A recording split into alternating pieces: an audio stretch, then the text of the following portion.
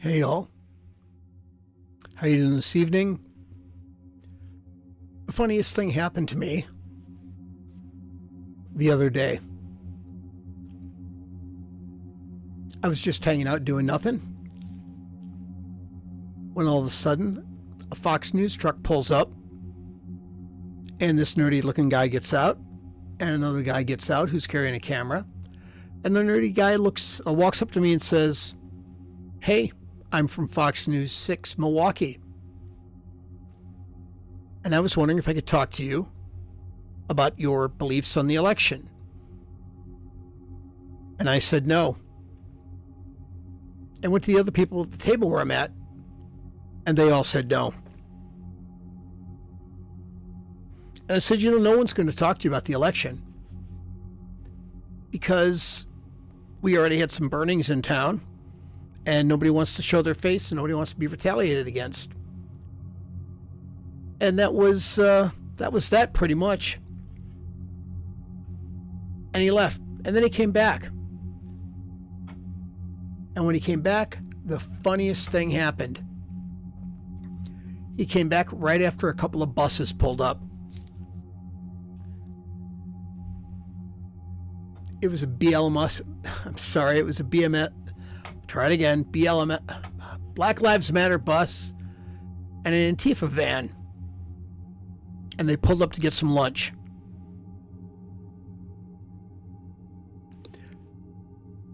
And he said, "Hey, you think those guys will talk?" And I said, "Go ahead, try, see what they got to say." So I went and chatted with them. Now, in a perfectly Bill Murray world, this would have turned into some sort of combination of cerebral and slapstick hijinks, but it didn't. Now, we do have the results of the interview he gave. Will Trump win Kenosha County as in 2016, or will Biden flip it? The link for this is going to be in the description when I get back to it and edit it in the regular video. Had some problems here. Might be in the description here, but I don't think it took. And this is really quite the non-story, to tell you the truth. There's not a whole lot going on in this. Relatively short. A couple of people talked. Don't know who Mark Platzner is, but hey, he said what he had to say. I think it was about being against abortion or such.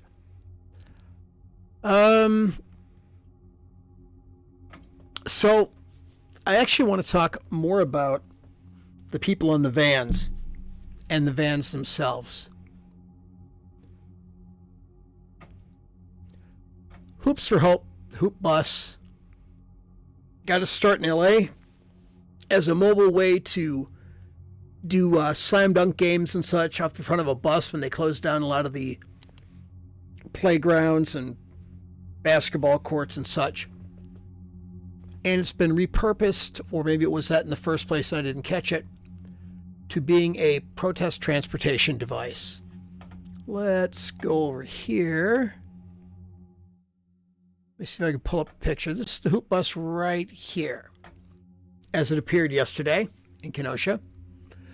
Apparently the original one got confiscated by the LA cops. Not quite sure why. I actually think it was a health department violation, because California has some very, very strict rules on whether you can or cannot have people out in public together. A lot of people bitch about those rules. I'm not. I'm just telling you what they are. And then you also had this one right here, which was the van they were traveling in. Now, I know I said a BLM bus and a Antifa van. I'm not sure who rode in what, but they were all together. Black, white, Hispanic, Asian. They were pretty nice people, actually. I talked to them for a little bit.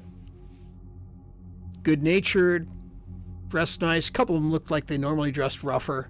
You know, like street stuff guys you might meet in bars and that. But they cleaned up pretty good. They were friendly. The servers liked them. What else can you ask for? And I had to ask myself, first thing I wanted to know was, what about this What about this money they got? Because those buses are going to cost money. That smaller one with the wraparound on the bottom, that's going to have some cash behind it. And a bus that size on the top, that's going to be a pretty penny, because you got to drive those from town to town. They don't get shit for mileage, those buses, when you're talking like 8 to the gallon diesel or something. So people were asking, where does the money come from? I didn't bother to ask them, because you're not going to get straight answers when you ask people stuff like this. And of course, you got the entire like Soros thing, where everybody talks about that. But I'm kind of determined not to have any hyperbole or anything behind it. So what I did is I decided to look up some stuff. And let's go back to the right screen again. And I found, again, these articles are going to be linked in the description. Liberal Foundation, big bucks there. Questions about where the money's going. There's let's see. There's one useless story around here somewhere. If you run into it, it'll purport to tell you where the money goes, but actually it doesn't. It tells you where the money comes from. This is about Thousand Currents, the folks that, or the charity that Black Lives Matter funnels its money through. Apparently they don't have that tax-free status. So Thousand Currents administers it for them. I'm not implying anything bizarre here. I'm just saying it goes to another company. I'm sure a lot of corporations and such do that too. This story right here from the Federalist Papers. The other stuff I've been showing has been pretty mainstream. Federalist Papers is going to be more along the lines of a libertarian or a far right. And it's their contention that Black Lives Matter is funneling money to the DNC. Originally, I thought that the DNC might be funneling money to them until I saw the amount of money they were pulling in corporate-wise. I remember back in 2012 with Occupy. In the spring of 2012, the Democratic Party decided to throw out some money. And I can't remember what they called it, Occupy Spring or something like that. And they basically were attempting to co-opt the Occupy movement in much the same way that the Republican Party co-opted the Tea Party. And from what I could tell, it kind of worked, it kind of didn't. Occupy stayed active through maybe 2014 that I know of, around here anyways, in the Chicago area. But that's about when I lost contact with them. Anyways, it's just some thoughts here where the money's coming from.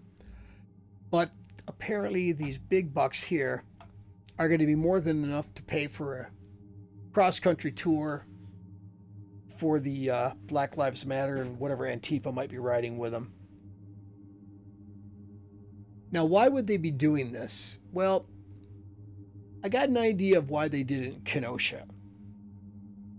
Not sure if everybody's familiar, although probably you are. And I didn't bother to pull up any stories on it. Maybe I should. But, see if I can find something real quick. Kenosha riots. Give me just a minute. I'm old and slow, goddammit. All right. Kenosha unrest in Wikipedia. Nah. Yeah, this one will be good right here. We'll go to the pictures page. Chuckleheads.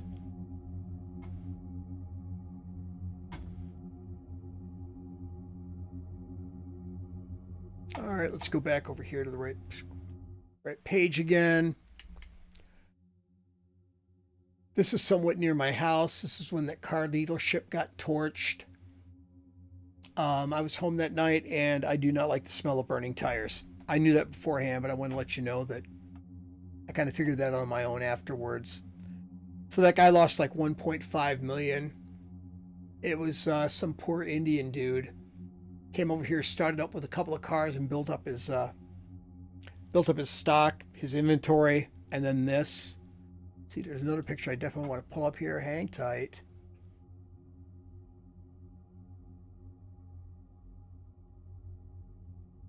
I believe that one was an office store. A bit further down, that was completely torched. I'm going to tell you, I hate watching grown people cry, and they did when they saw their store go. They were interviewed later. The wife was all tears. There's one picture in particular I want to show you if I could find it. There we go, right there. As a resident here, one of the things I did for a couple of weeks after this was over was tell people what was happening, what was old, what was new, all this shit. See this picture, and it accompanied a story called Church Burns or something like that. Kenosha Church Burned Down. And actually the title should have been Kenosha Church Sign Burns Down. Those flames behind it, that's the car lot that got torched. And the church itself was totally unscathed, except for some smell of smoke that got transferred over. See if we can find anything else useful here.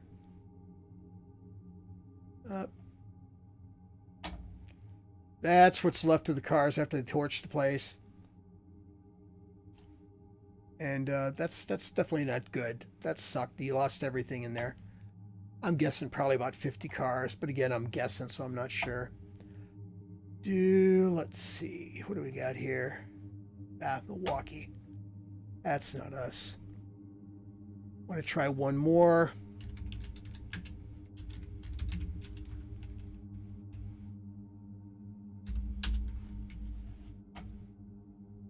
All right, this will work real well right here.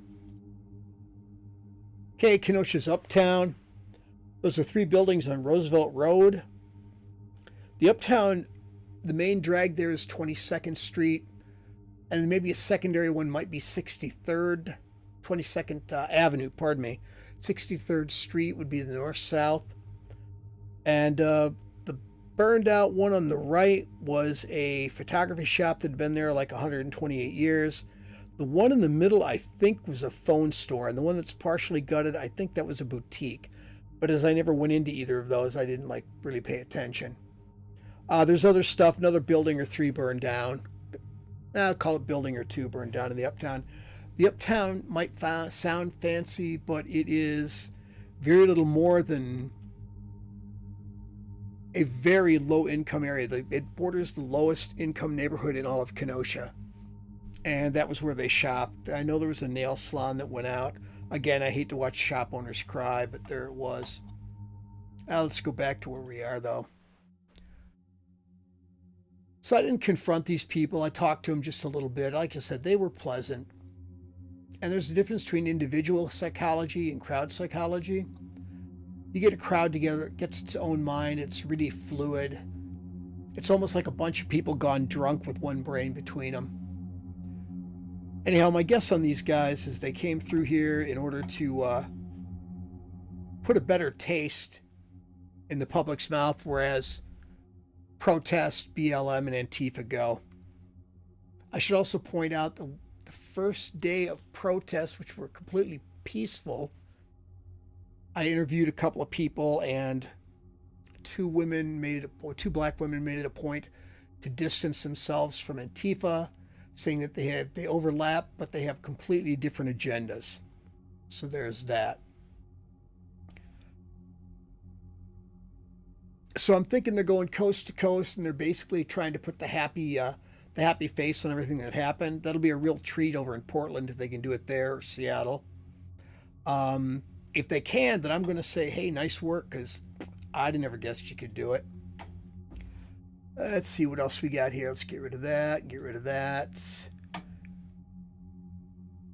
Don't care about that. Did that. Okay. So the last thing I want to say on this is that for people of Kenosha in this area, I'm going to recommend that you take camping trips, visit your Aunt Bertha up in Rhinelander, move to Tennessee, do something like that on the following 4 days. That might be good for you. Plan for the worst, hope for the best, while law enforcement officials are worried about post-election violence. And if we had violence here once, we'll probably have it again. But that's a guess. They do the right-wing violence there and in the story. But I'm going to tell you the truth. Those weren't the guys that burned down our buildings. I don't know who they were. I actually don't think it was BLM. I think it was a bunch of white people gone nuts who, they just went nuts. So I'll be out of Kenosha maybe the week, of the election, leave on Tuesday afternoon, come back on Saturday or Sunday. Next, and this officer, when the results come forth from that investigation they're doing, they pulled an out of area investigator to look over this whole thing, the shooting and all. I would recommend not being in town when the results come back on that one. I think that would be a good safety tip for you. Do not be here when they release the Shesky verdict. That's, officer's name is Shesky. I don't remember what his first name is. Okay, Rustin Shesky. Next, Rittenhouse is currently in Illinois. He's in juvie. They're looking to bring him over here, and they're going to try him on murder. And I'm going to be honest. I'm looking at this logically. He's not going to get convicted for murder. It's not going to happen. And if it does, I'm wrong. And to be honest, I owe somebody $20 because I put money on this. But I tried putting this money on this with a neighboring county state's attorney lawyer, and that bozo wouldn't take it. So, I'm feeling pretty safe on this bet. They might get him on manslaughter. They might get him on something else, but he's raised, I think, about like $1.5 million. People have raised for him for his defense. So this is going to be long and protracted, and when it all comes out, don't be in town. Just make sure you're someplace else. And finally, Jacob Blake was shot, but they're also going to be trying to convict him on different charges. And I'm going to be honest, I have not looked into this at all. What I get is a lot of people saying he raped someone, but the people who are saying it, I'm just not believing them. I think it wasn't sexual assault, okay, but I think people are blowing it up. People on both sides, they want to villainize Rittenhouse, they want to villainize Blake. There's truth out there, but for the most part, none of us are going to hear it. Hate to be that way. I hate to be that negative Nancy, but it's true. I've attempted to avoid whatever hyperbole I could avoid here. And hopefully I did that. I'd like people to get an idea of how this works and what's going on here. Just think of it as the van trip. They said it was like the Freedom Riders, but I get where they're making that comparison, but I'm just not seeing it. If I remember correctly, they got beaten and they got hanged and all that stuff. And there's not going to be any beatings or hangings here. Not on these buses. I mean, it's just not a fair comparison. Anyways, I'm droning on. I've gone way too long. Just want to say you all have a good night. Please drop any comments you might have in the comment section below. And if you disagree, that's fine. State it, make your case. If you agree, well, what's wrong with you? Anyways, y'all have a good night and talk to you later. Bye.